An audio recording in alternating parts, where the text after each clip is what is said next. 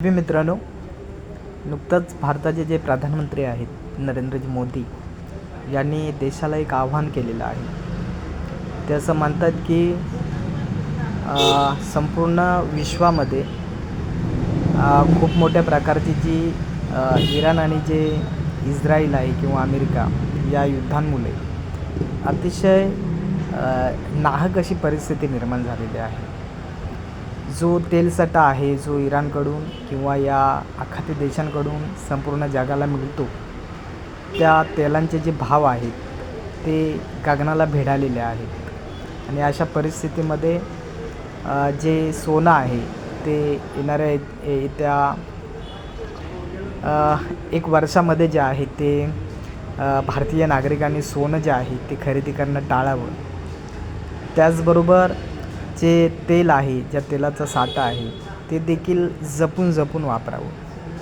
आणि थोडक्यात काय तर जो आपला हा नाहक खर्च जो आहे तो कमीत कमी कसा करता येईल याच्यावरती भर द्यायचा.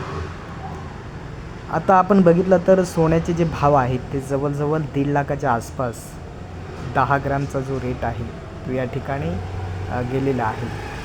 सामान्य माणसाची अवस्था अतिशय बेकार आहे. आपण जर का खेड्याकडे असू किंवा बरीच सारी जी सुशिक्षित मुलं आहेत ती देखील आज बेरोजगार आहेत आणि अशा प्रकारची अवस्था देशामध्ये पसरलेली आहे. आणि या अवस्थेमध्ये आपण जर बघितलं तर नुकत्याच ज्या बंगालच्या असतील, केरळच्या असतील किंवा तामिळनाडूच्या असतील आणि 4-5 राज्यांच्या ज्या निवडणुका होत्या त्यावेळी मात्र नरेंद्र मोदी जे आहेत त्यांना हे सुचलेलं नाही. आणि जसा निवडणुका झाल्या, जसं त्याचे रिझल्ट लागले, त्यावेळेला त्यांना हे सुचलं की आता तरी किमान देशातल्या लोकांना अशा प्रकारची ज्या सूचना आहेत त्या दिल्या पाहिजे. खऱ्या अर्थानं जर का आपण बघितलं तर संपूर्ण देशाची जी अवस्था आहे ती अतिशय दाहक किंवा अतिशय अशा प्रकारची निर्माण व्हायला आपली इथली जी लोकांची जी मानसिकता आहे, धार्मिक मानसिकता आहे किंवा विशिष्ट देवांच्या नावावरती कसं लोकांना लुबाडलं जातं आणि एका विशिष्ट समाजाची एक मक्तेदारी म्हणून लोकांना लुबाडून हा पैसा कसा लुटला जातो याचं मार्मिक असं आपण उदाहरणं कित्येक ठिकाणी बघत असतो. आणि म्हणून या ठिकाणी जमलेला जो हा पैसा आहे तो देशाच्या संपत्तीमध्ये त्याचा उपयोग व्हावा. त्याचबरोबर ज्या उद्योगपतींनी देशाला लुटलेला आहे, देशाचा अमूल्य असा पैसा जो आहे तो फार क्वचित लोकांच्या हातामध्ये आहे. आणि म्हणून ही जी सार्वजनिक संपत्ती ज्या लोकांनी लुटलेली आहे ती जर खऱ्या अर्थानं देशाच्या उपयोगाला आली तर देश आपला जो आहे तो पुढे जाईल. आपल्याला आठवत असेल ज्या वेळेला अमेरिकेचे राष्ट्राध्यक्ष भारत भेटीवरती आले होते त्यावेळचा मोदींचा जो कोट होता, त्याची किंमत होती, त्यावरती असणारी जी रंगरंगोटी होती, अशा प्रकारची जी कृत्ये आहेत किंवा आपण जर बघितलं तर नुकत्याच झालेल्या निवडणुकीच्या वेगवेगळ्या प्रकारच्या ज्या रॅल्या आहेत त्यामध्ये वापरल्या गेलेल्या गाड्या आहेत, त्या गाड्यांमध्ये वापरले गेलेले जे इंधन आहे, हे सर्व ज्यावेळी हे जे नेते आहेत ते कुठेतरी कंट्रोलमध्ये आणतील त्यावेळीच या गोष्टींना जो आहे तो खऱ्या अर्थानं चाप बसणार आहे.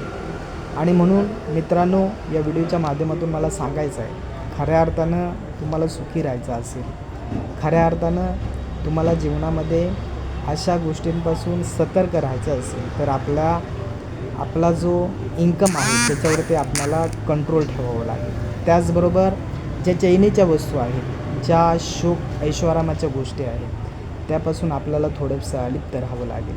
त्याचबरोबर मुलांमध्ये वाढलेलं जे व्यसनांचं प्रमाण आहे त्यामध्ये आपल्याला जे पंचशील आहे त्यामध्ये अहिंसा असेल, चोरीपासून अलिप्त असेल, कामवासनेपासून अलिप्त असेल, खोटं बोलण्यापासून अलिप्त असेल आणि सुरामेरय म्हणजे दारू आणि अशा प्रकारच्या व्यसनाधीन ज्या गोष्टी आहेत ज्या माणसाला बधीर करतात त्यांपासून अलिप्त राहण्याची खऱ्या अर्थानं आज ही वेळ आलेली आहे.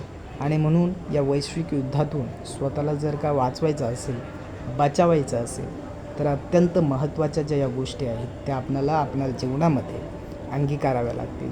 आणि म्हणून अशा प्रकारचे जे राजकीय फतारे आहेत, राजकीय तुषारे आहेत, ते बरेच सारे लोक जे आहे ते राजकारणाच्या माध्यमातून आपल्याला देत असतात आणि या गोष्टींवरती कटाक्षानं सतर्क राहण्याची ही वेळ आज आपणावरती आलेली आहे. जय हिंद.